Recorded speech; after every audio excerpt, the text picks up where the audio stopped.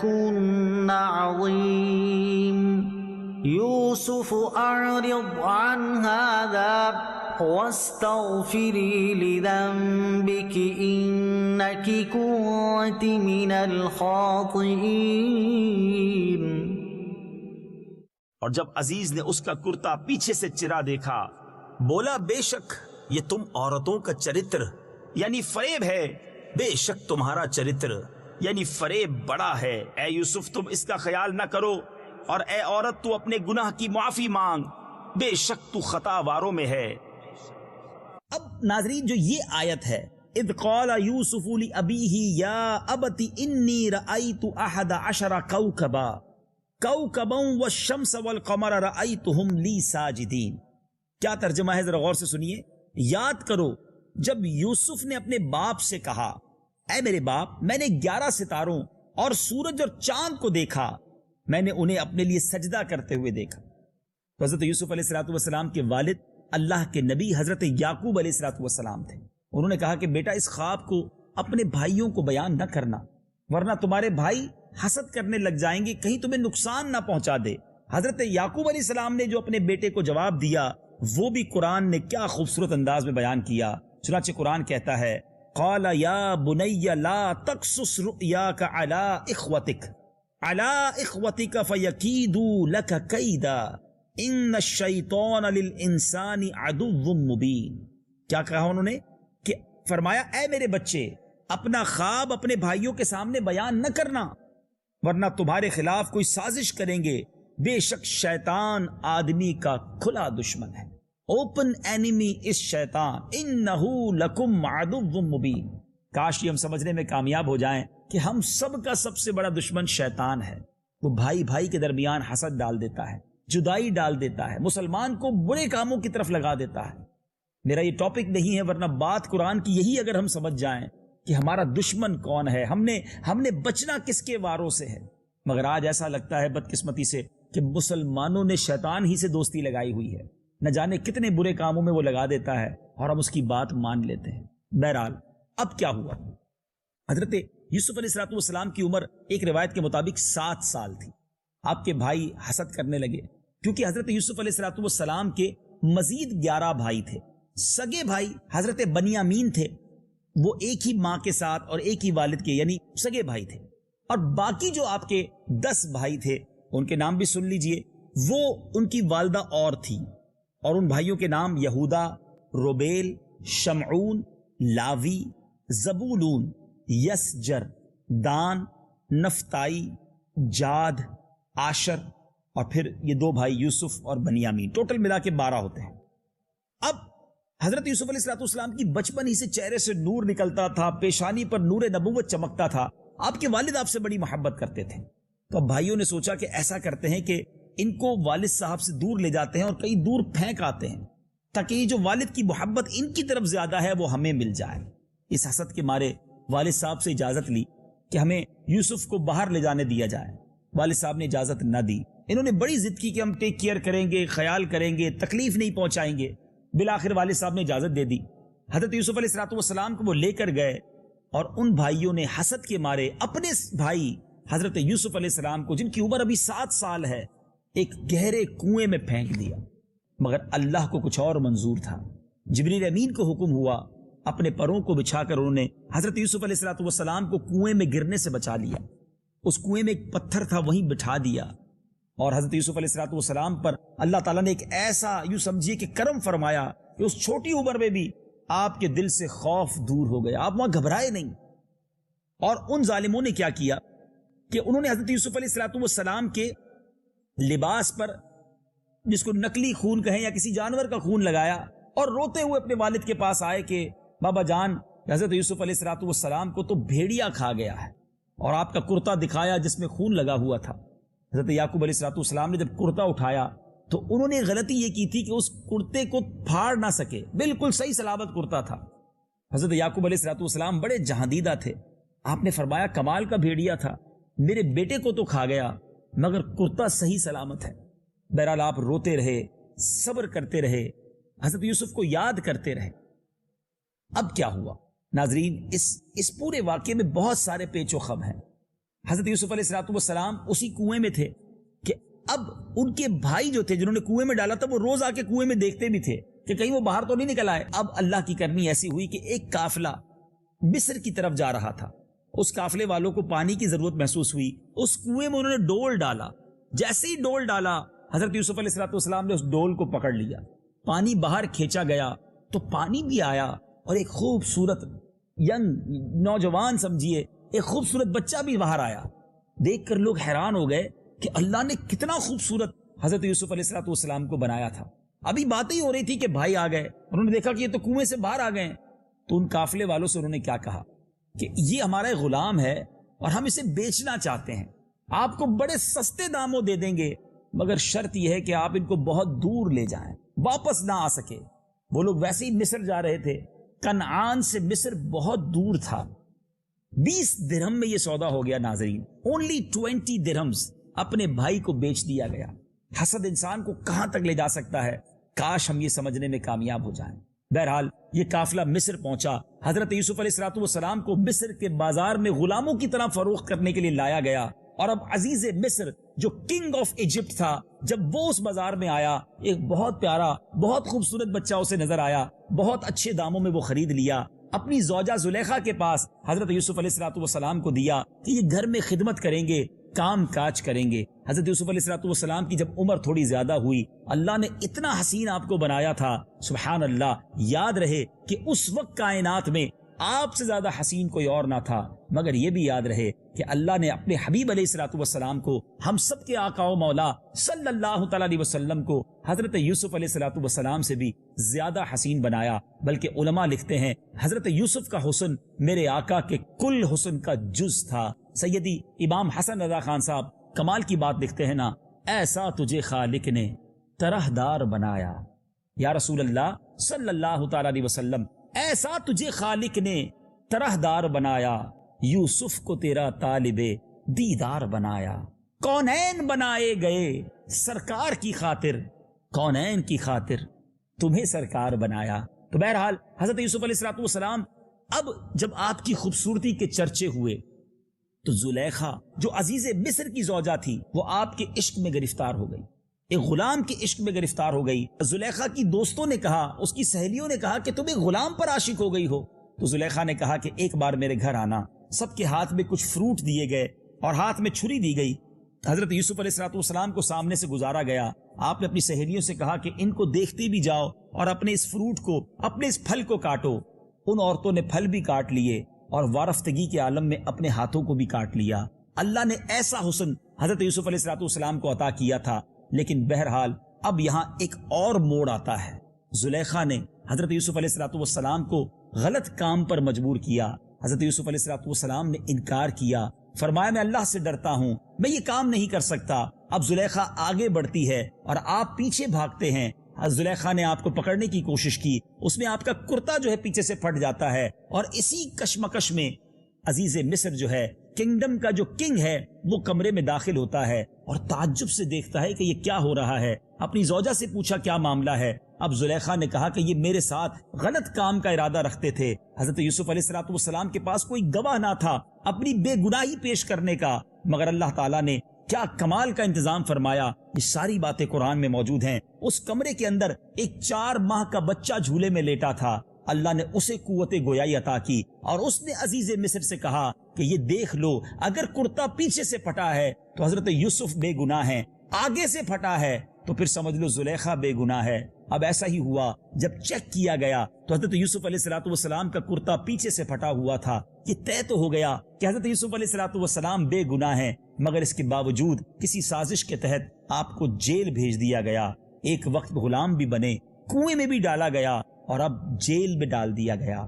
ناظرین اب کیا ہوا, اس جیل میں بادشاہ کے 2 اور قریبی ساتھی کسی وجہ سے پہنچے, انہیں بھی قید ہو گئی. حضرت یوسف علیہ السلام کو بڑا کلوزلی انہوں نے دیکھا, قریب سے دیکھا, کچھ خواب دیکھے تھے, اس کی تعبیر پوچھی. حضرت یوسف نے تعبیر بھی پوری بتا دی. تو اب یہ لوگ جب رہا ہو کر بادشاہ کے دربار میں واپس پہنچ گئے, اب بادشاہ نے ایک خواب دیکھا اور بڑا عجیب و غریب خواب دیکھا. بادشاہ نے دیکھا کہ 7 فربا موٹی تازی گائیں ہیں اور 7 دبلی پتلی گایوں کو وہ گائیں کھا رہی ہیں. وہ موٹی گائیں पतली दुबली गायों को खाती हैं। बादशाह ने बड़े बड़े ख्वाब की ताबीर देने वालों को बुलाया, लोगों से पूछा, मगर कोई सेटिस्फाई ना कर सका। बादशाह उन ख्वाब की ताबीर से मुतमईन ना हुआ। उन लोगों ने बादशाह से कहा जिन्होंने जेल में वक्त गुजारा था कि हुजूर एक शख्स है जेल के अंदर जो कमाल की ताबीर बताता है, आपके ख्वाब की ताबीर वही बता सकता है। हजरत यूसुफ अलैहिस्सलाम को कॉल किया गया कि आप बाहर आ जाएं, आपको रिहाई दी जाती है। आपने कहा मैंने ऐसे रिहाई नहीं लेनी, पहले मेरी बेगुनाही का ऐलान किया जाए, कसूर मेरा नहीं था। बहरहाल आपको बाइज्जत बरी किया गया। बादशाह के दरबार में आप आए और अब आपने जब ख्वाब सुना तो कमाल की ताबीर बताई। आपने फरमाया कि देखो 7 साल तक खूब गल्ला होना है, खूब खेती बाड़ी होनी है, तुम अनाज उगाओ और अगले 7 साल खतरनाक कहत ने आना है। दुनिया में कहीं गल्ला नहीं होगा, कहीं अनाज नहीं होगा। पहले 7 साल गल्ला उगाकर उसे स्टोर कर लो तो अगले 7 साल जबरदस्त मुनाफा होगा। और उन्होंने बादशाह से ये भी फरमाया कि एक काम करो, ये सारा निजाम मेरे हाथ में दे दो, मैं इसे मैनेज कर लूंगा। बादशाह ने इस खूबसूरत नौजवान की बात मान ली और आपको पूरी मिस्र की सल्तनत अता कर दी। अल्लाह की शान देखें, आपने कुछ अरसे गुलामी की जिंदगी जरूर गुजारी, मगर अब बादशाह ने सल्तनत की जिम्मेदारी आपके हवाले कर दी। गोया आप उस वक्त के सबसे बड़े वजीर, उस वक्त के वजीर आजम बन गए। और अब ऐसा ही हुआ, 7 साल आपने लोगों को इस काम पे लगा दिया। हर तरफ गल्ला उग रहा था, खेती बाड़ी हो रही थी और अनाज स्टॉक भी किया जा रहा था। जैसे ही 7 साल पूरे हुए, अब पूरी दुनिया में कहत आ गया, कहीं अनाज का दाना नहीं था। दूर दूर से लोग मिस्र आते थे अपना अनाज खरीदने, अपना माल दे जाते, अपनी चीजें बेच जाते। अनाज की जरूरत थी। अब इस कहानी में, अब इस किस्से में एक और अजीब मोड़ आता है कि हजरत यूसुफ अलैहिस्सलाम के जो भाई थे कनान में, उनको भी अनाज चाहिए था। वो भी मिस्र आए अपना अनाज खरीदने के लिए। जैसे ही हजरत यूसुफ के दरबार में आए, हजरत यूसुफ ने अपने भाइयों को पहचान लिया। भाइयों के तो वहमो गुमान में नहीं था ना कि जो ये बादशाह, ये जो बड़ा वजीर बैठा है, ये हमारा भाई हो सकता है। हजरत यूसुफ अलैहिस्सलाम ने उन्हें गल्ला भी दिया और अपने कारिंदों से, अपने गुलामों से कहा कि जो पैसे इन्होंने गल्ले के बदले दिए हैं वो भी इनके सामान में डाल दो। हजरत यूसुफ अलैहिस्सलाम ने उनसे सवाल किया, तुम्हारा एक और भाई भी तो है? उन्होंने कहा हाँ, हमारा एक भाई है, उसका नाम बनियामीन है। आपने कहा अगली बार उसको लेकर आना, अगर उसे लेकर नहीं आओगे तो गल्ला नहीं मिलेगा। ये लोग वापस गए, अपने अनाज के बोरे जब खोले तो माल उसी के अंदर मौजूद था। अपने वालिद हजरत याकूब से कहा, हुजूर कैसा कमाल का बादशाह है, अनाज भी दिया, पैसे भी लौटा दिए, मगर अगली बार हमें बनियामीन को ले जाना होगा। हजरत याकूब कहते, मैं अपने दूसरा बेटा तुम्हें नहीं दूंगा। आज तक यूसुफ के गम में मुब्तला हूँ। आज रोते रोते उनकी बीनाई कमजोर हो चुकी थी, मगर जब गल्ले की जरूरत पड़ी, भाइयों ने फिर वालिद की मिन्नतें की, हमें एक बार मौका दीजिए, अब हम बनियामीन का ख्याल रखेंगे, कोई तकलीफ नहीं पहुंचाएंगे। बहरहाल बड़े अहदो पैमा के बाद हजरत याकूब अलैहिस्सलाम ने बनियामीन को ले जाने की इजाजत दे दी। अब ये बनियामीन को लेकर जब हजरत यूसुफ अलैहिस्सलाम के दरबार में आते हैं, फिर गल्ला लेने आते हैं, हजरत यूसुफ अलैहिस्सलाम ने बनियामीन को अपने साथ बिठा लिया और कान में बता दिया कि मैं ही तुम्हारा भाई यूसुफ हूँ।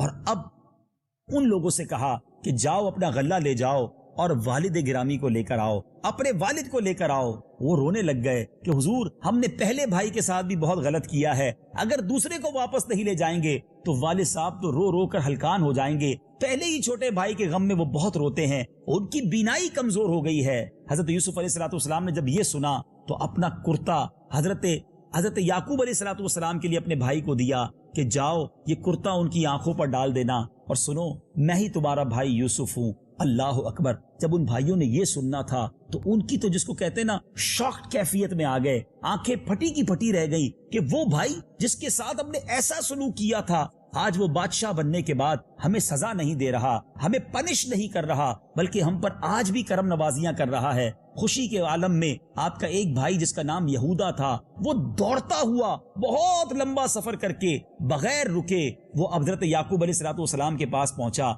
उनका कुर्ता जब उनकी आंखों पे डाला गया, आपकी आंखें रोशन हो गई। आपने कहा, मैं अपने बेटे यूसुफ की खुशबू सूंघ रहा हूँ, मुझे अपने बेटे यूसुफ की खुशबू आ रही है। बहरहाल अब बड़े एहतराम के साथ, बड़ी इज्जत के साथ हजरत याकूब अलैहिस्सलाम मिस्र आते हैं। हजरत यूसुफ अलैहिस्सलाम की वालिदा भी साथ आती हैं। اور سبحان اللہ وہ منظر کائنات نے دیکھا کہ آپ نے اپنے والد گرامی کا کس پیارے انداز میں، شاہانہ انداز میں ہزاروں کے لشکر کے ذریعے بارڈر آف مصر پر جا کر استقبال کیا. باپ بیٹے کی ملاقات کئی سالوں بعد ہوئی، گلے مل کر رونے لگے اور پھر اس شاہی قافلے کو محل میں لایا گیا. حضرت یوسف علیہ السلام نے اپنے والد کو، اپنی والدہ کو اور اپنے بھائیوں کو اپنے قریب بٹھایا. الاؤ تھا، لوگ تعظیم میں کسی کو سجدہ کر سکتے تھے، عبادت کا سجدہ تو کبھی بھی اسلام میں جائز نہ رہا اور وہ کفر ہے. مگر نبی پاک علیہ السلام نے دنیا میں تشریف لا کر یہ اعلان کر دیا کہ آج کے بعد تعظیمی سجدہ بھی کوئی کسی کو نہیں کر سکتا. وہ فرمان آپ کو یاد ہوگا کہ نبی پاک نے کچھ اس طرح فرمایا کہ اگر کسی کو سجدہ کرنے کی اجازت ہوتی تو میں زوجہ کو کہتا، عورت کو کہتا کہ وہ اپنے شوہر کو سجدہ کرے. بہرحال ناظرین، یہ قرآن کا ایک ایسا امیزنگ واقعہ ہے، اس میں اتنے اپ اینڈ ڈاؤنز ہیں. میں نے بہت شارٹ ٹائم میں بڑا سمرائز کر کے آپ کے سامنے یہ واقعہ بیان کیا ہے، مگر میں آپ کو دعوت ضرور دوں گا کہ اس واقعے کو قرآن کی تفسیر میں جا کر خود پڑھیں اور پڑھ کر ایمان تازہ کریں. قرآن پاک کے 12ویں پارے میں سورہ یوسف موجود ہے، ضرور پڑھیے، اس کی تفصیل پڑھیے اور ایمان تازہ کیجیے. اب آتے ہیں میسج کی طرف. اس واقعے سے ویسے تو بڑے میسج ملتے ہیں کہ حسد کتنی بری بلا ہے، اپنے آپ کو حسد سے بچائیے. اگر کسی بھائی کو، کسی دوست کو کوئی نعمت مل رہی ہے تو دل میں برا نہ جانیں، اللہ سے کہیں یا اللہ اسے اور ترقی دے، مجھے بھی ترقی دے. لیکن آج بدقسمتی سے ہمارے کسی کلوز فرینڈ، ہمارے کسی فیملی ممبر کو ترقی ملتی ہے تو دوسرے کو تکلیف ہونا شروع ہو جاتی ہے. حسد پھر اور کس شے کا نام ہے؟ حدیث پاک کا مضمون ہے حسد نیکیوں کو اس طرح کھا جاتا ہے جس طرح آگ لکڑیوں کو کھا جاتی ہے. ناظرین، اسی طرح اس واقعے سے ایک اور سبق مل رہا ہے کہ انسان کے ساتھ جب کوئی برا کرے نا اور آپ کو موقع ملے بدلہ لینے کا، اللہ کی رضا کے لیے معاف کر دیں. سبحان اللہ، سبحان اللہ. کمال کی سیرت ہے حضرت یوسف علیہ السلام کی کہ جن بھائیوں نے آپ کو کنویں میں ڈال دیا، جن بھائیوں نے آپ کو بیچ دیا، اپنے والد سے دور کر دیا، مگر جب آپ کو بادشاہت ملی تو آپ نے بھائیوں کے ساتھ کیا سلوک کیا؟ معاف کر دیا، درگزر کر دیا، عزتیں دی. اے کاش اللہ کے اس نبی کی سیرت سے ہم یہ پہلو، یہ بات سیکھنے میں کامیاب ہو جائیں. آج تو انسان کہتا ہے نہیں جناب میں بدلہ لوں گا، میں بتاؤں گا میں کون ہوں، ٹٹ فار ٹٹ، جیسے کو تیسا. اینٹ کا جواب پتھر سے دینا چاہیے جناب، بدلہ نہیں لیں گے تو لوگ کیا کہیں گے؟ نہیں ناظرین، اللہ کے لیے معاف کر دینا یہ بڑے لوگوں کا کام ہے. میں آخر میں آپ کو ایک حدیث پاک سنانا چاہتا ہوں. میرے آقا مدینے والے مصطفیٰ صلی اللہ تعالی علیہ وسلم فرماتے پہلوان وہ نہیں جو کسی کو غصے کے وقت پچھاڑ دے، پہلوان وہ ہے جو غصے کے وقت اپنے آپ پر قابو رکھے. کاش میں اور آپ معاف کرنے والے بن جائیں اور اس نیت سے معاف کریں کہ اے اللہ میں تیرے بندوں کو معاف کر رہا ہوں، اے رب کریم تو بھی مجھے معاف کر دے. ناظرین، اس سے پہلے کہ اس سلسلے کو ہم اختتام کی طرف لے جائیں، ایک بات سمجھنی بہت ضروری ہے. حضرت یوسف علیہ السلام کے جن بھائیوں نے اس زمانے میں حضرت یوسف علیہ السلام کے ساتھ برا کیا، حسد کیا، اور زلیخا نے جس طرح آپ کے ساتھ جو کام کیا یا اٹیمپٹ کیا، یقیناً یہ اس وقت تو یہ کام غلط تھے، مگر ان سب نے بعد میں توبہ کر لی. حضرت یوسف علیہ السلام نے انہیں معاف کر دیا. زلیخا نے بعد میں حضرت یوسف علیہ السلام سے شادی بھی کر لی. جو بھی شرعی معاملات تھے وہ پورے کرنے کے بعد حضرت یوسف علیہ السلام کی وہ نکاح میں آ گئی. تو اب حضرت زلیخا کے بارے میں بھی کوئی برے الفاظ ہم نہیں استعمال کر سکتے، اور حضرت یوسف علیہ السلام کے بھائیوں کو بھی برے نام سے یاد نہیں کرنا چاہیے. وہ اللہ کے نیک بندے بعد میں بن گئے توبہ کرنے کے بعد، لیکن اس واقعے سے جو سبق ملنا تھا وہ ہمیں مل گیا. لیکن اب ہمارے پاس یہ کوئی رائٹ نہیں ہے کہ ان لوگوں کو جنہوں نے توبہ کر لی، اللہ کے نیک بندے بن گئے، اب ہم ان کے بارے میں کوئی برے کلمات استعمال کریں. تو یہ بات ضرور اس واقعے کے بعد ہم سب کو سمجھنی ہے. اب وقت ہوا ہے ہمارے اس خوبصورت پروگرام کے ایک سیگمنٹ کا، اس کا نام ہے تعارف قرآن. پیغام قرآن. جی ناظرین، آج تعارف قرآن میں کس سورت کا تعارف ہونا ہے؟ آج سورہ یوسف کی بات ہوئی ہے، حضرت یوسف کا واقعہ سنا ہے، آئیے آج سورہ یوسف ہی کا تعارف سن لیتے ہیں. یاد رہے سورہ یوسف مکہ مکرمہ میں نازل ہوئی، اور اس سورت کا شان نزول یہ ہے کہ یہودیوں کے علماء نے عرب کے سرداروں سے کہا تھا کہ جناب محمد مصطفیٰ صلی اللہ تعالی علیہ وسلم سے یہ کوسچن کرو، دریافت کرو کہ حضرت یعقوب علیہ السلام کی اولاد ملک کے شام سے مصر میں کس طرح پہنچی اور ان کے وہاں جا کر آباد ہونے کا سبب کیا بنا، اور حضرت یوسف علیہ السلام کا واقعہ کیا ہے. تو اس پر یہ سورہ مبارکہ نازل ہوئی. اس سورت میں 12 رکوع ہیں، 111 آیتیں ہیں، 1600 کلمے ہیں اور 7166 7166 حروف ہیں۔ اب اس سورت کا نام یوسف رکھنے کی کیا وجہ ہے؟ علماء لکھتے ہیں کہ سورت میں اللہ تعالیٰ کے نبی حضرت یوسف علیہ السلام کے حالات زندگی اور ان کی سیرت مبارکہ کو تفصیل سے بیان کیا گیا ہے۔ اس مناسبت سے اس کا نام سورہ یوسف رکھا گیا۔ سورہ یوسف کے بارے میں کچھ حدیثیں بھی سن لیجئے۔ حضرت عبداللہ ابن عباس رضی اللہ تعالیٰ عنہما فرماتے ہیں، ایک دن یہودیوں کے علماء میں سے ایک عالم کہ جو تورات کا قاری تھا نبی پاک علیہ السلام کی بارگاہ میں حاضر ہوا۔ اس وقت پیارے آقا علیہ السلام سورہ یوسف ہی کی تلاوت فرما رہے تھے۔ اس عالم نے سورہ یوسف سن کر عرض کی، اے محمد صلی اللہ تعالیٰ علیہ وسلم، آپ کو یہ سورت کس نے سکھائی ہے؟ ارشاد فرمایا، اللہ تعالیٰ نے مجھے یہ سورت سکھائی ہے۔ وہ یہودی عالم نبی پاک علیہ السلام کا ارشاد سن کر بہت حیران ہوا اور یہودیوں کے پاس آ کر کہنے لگا، کیا تم جانتے ہو خدا کی قسم جناب محمد مصطفیٰ صلی اللہ تعالیٰ علیہ وسلم قرآن مجید میں ان باتوں کی تلاوت کرتے ہیں جو تورات میں نازل کی گئی ہیں۔ چنانچہ ان میں سے ایک گروہ بارگاہ رسالت میں حاضر ہوا اور انہوں نے نبی پاک کے اوصاف کو پہچانا، مہر نبوت کی زیارت کی اور پیارے آقا علیہ السلام سے سورہ یوسف سن کر اسلام قبول کر لیا۔ سبحان اللہ، سبحان اللہ۔ اب آئیے سورہ یوسف کے مضامین کیا ہے۔ اس سورت کا مرکزی مضمون تو یہ ہے کہ نبی پاک علیہ السلام کی نبوت کی دلیل کے طور پر حضرت یوسف علیہ السلام کے حالات زندگی کو تفصیل کے ساتھ بیان کیا گیا۔ اس کے علاوہ اس سورت میں مزید بھی کچھ مضامین ہیں۔ نمبر 1، قرآن مجید کا بہترین قصہ بیان کیا گیا۔ نمبر 2، حضرت یوسف علیہ السلام کے واقعے میں یہودیوں کے لیے نبی کریم علیہ السلام کی نبوت کی نشانیاں ہیں۔ نمبر 3، پیارے آقا علیہ السلام سے پہلے جتنے انبیاء کرام اس دنیا میں آئے سب مرد ہی تھے، کسی عورت کو نبوت نہ ملی، یہ بھی اس سورت میں بیان ہوا۔ نمبر 4، انبیاء کرام علیہ السلام اور ان کی قوموں کے واقعات میں عقل مندوں کے لیے عبرت اور نصیحت ہے۔ اور نمبر 5، اس سورت کے آخر میں قرآن مجید کے اوصاف بیان کیے گئے کہ یہ سابقہ آسمانی کتابوں کی تصدیق کرتا ہے اور اس میں ہر چیز کا مفصل ڈیٹیلڈ بیان ہے اور یہ مسلمانوں کے لیے ہدایت اور رحمت ہے۔ ناظرین، ہمارے سلسلے کا وقت ختم ہوا۔ اگلے سلسلے دا میسج آف قرآن، پیغام قرآن میں ایک اور خوبصورت واقعہ اور اس واقعے سے ملنے والا پیغام لے کر حاضر ہوں گے۔ ہمیں اپنی دعاؤں میں یاد رکھیے گا۔ صلو علی الحبیب صلی اللہ تعالی علی محمد صلی اللہ علیہ